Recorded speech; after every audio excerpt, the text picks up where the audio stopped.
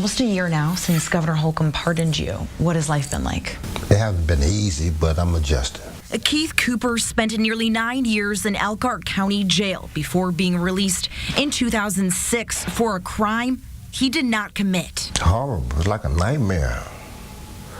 To this day, I still have bad dreams about what happened to me, how they got me.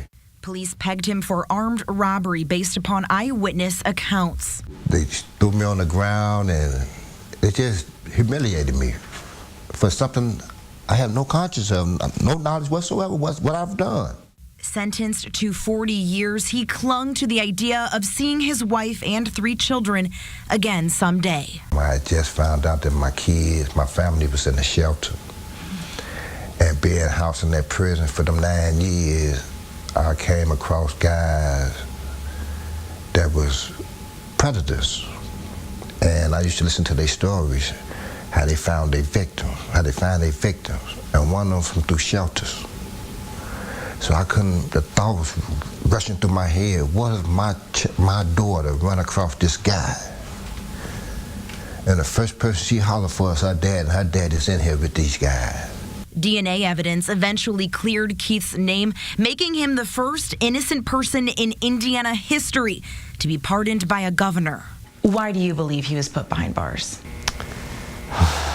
That there was a small number of police officers who were at the Elkhart Police Department and committed egregious misconduct, and we believe that some of that misconduct was racially motivated.